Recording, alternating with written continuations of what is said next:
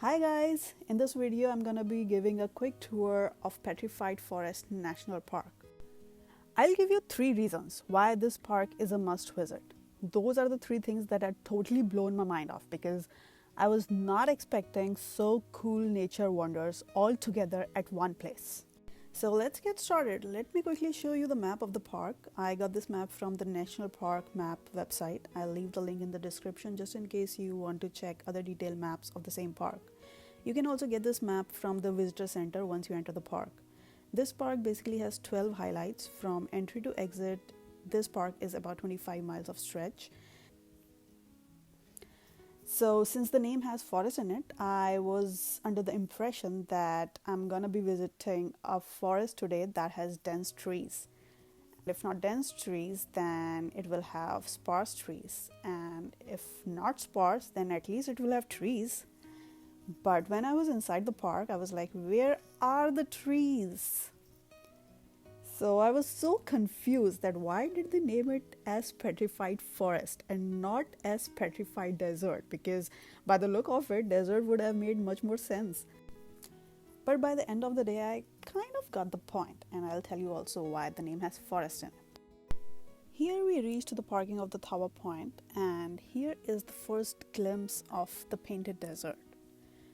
From here we will walk towards Tower Point, which is about 3 to 5 minutes walk from the parking, and from there we will be hiking towards Painted Desert Inn, which is about half a mile, and on the way you'll get these spectacular views of Painted Desert. So I highly recommend this hike. Look at that view. I was also thinking, like, if I ever direct a movie, okay, not in this lifetime but maybe in another lifetime, and the demand of the scene is to be shot in Mars, then I'll definitely cut my budget to shoot in Mars and would rather shoot here. Seriously, doesn't this look like a scene from another planet? I don't know if it was because of the perfect bright sunlight, but these looked perfectly splendid. It literally looks like nature took a brush and put a few colors on its palette, red, orange, pink and white, and painted these badlands. And so this brings us to our reason number 1 to visit this park. Tell me if you don't agree with me. Here we are at Kachina Point, which is another vista point to get the views of the desert. And the board here says get lost. And this is the view from this point. And guys, I've not added any filters to my videos just so that you get a real picture of what this place is actually like. Right next to this point is the Desert Inn. There is a parking right next to the inn just in case you don't want to do this hike, so you can directly park the car here to get the desert views from Kachina Point. Now, when we reached the inn, we came to know that this is not an inn anymore. It's an out. Haha, lol. So, this used to be a lodging at one point of time, but now it's been turned into a museum. But because it was year 2020, we couldn't go inside the museum also because it was closed. But yeah, maybe next time.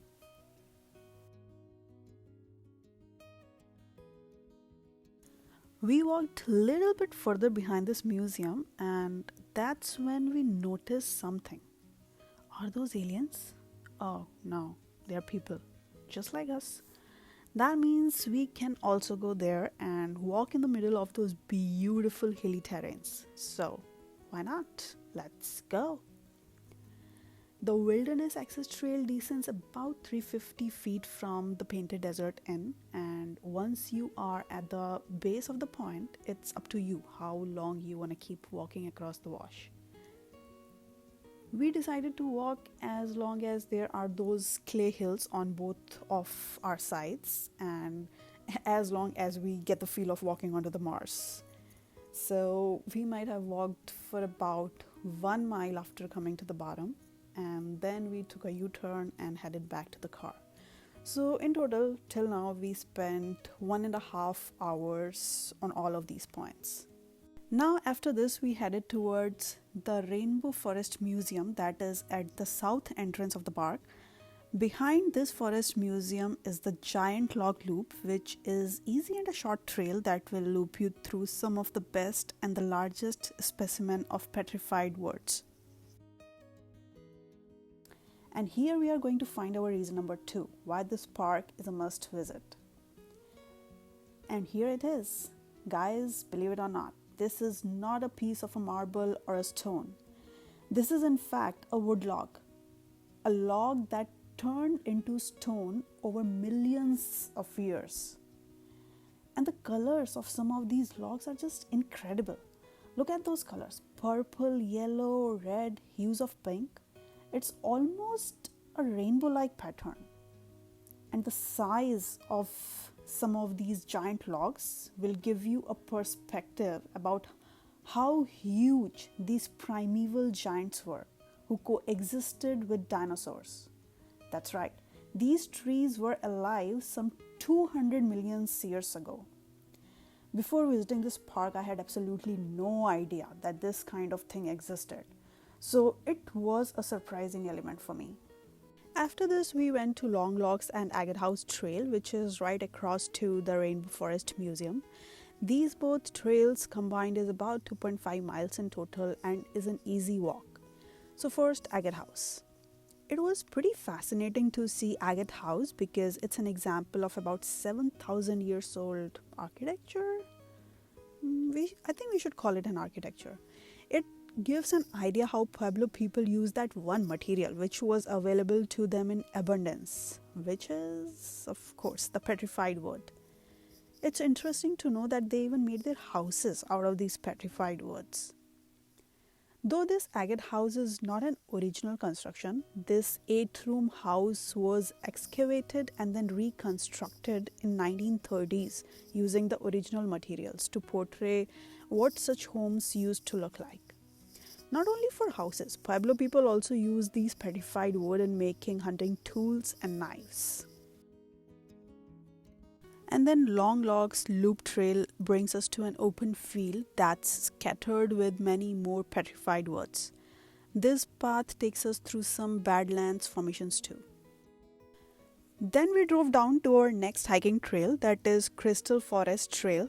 This is yet another easy trail of about 0.75 mile, where you'll see a huge collection of those stunning crystallized logs and fossils. Now here's where you might start getting the idea why this place is called a forest. There are going to be so many trees around you, though they are all dead, but still they were alive once upon a time. Petrified Forest gets its name from these trees which used to grow near waterways and got uprooted by the floods or lava flows and got buried deep inside the earth's surface. These logs over the years absorbed some minerals and got fossilized and turned into quartz just so that they could amuse people like us millions of years later.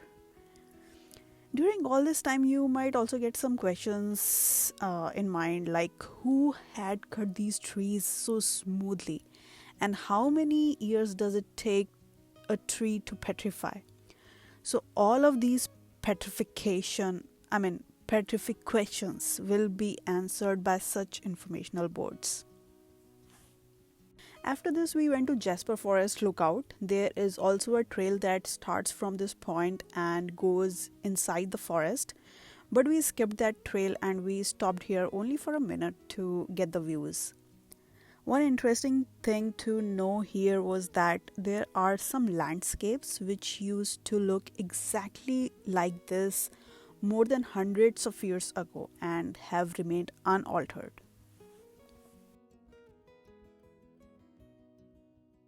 Agate Bridge is yet another quick stop.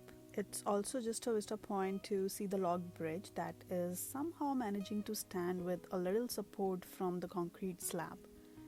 They say that it's just a matter of time. This bridge is finally gonna collapse, so check it out while it's still there. Now, we are going to check our reason number 3 to visit this national park. Blue Mesa was a point that I thought that I might just skip if I did not have enough time, because in the pictures it looked like just another Badlands that we have been seeing all day. But boy, I was so wrong.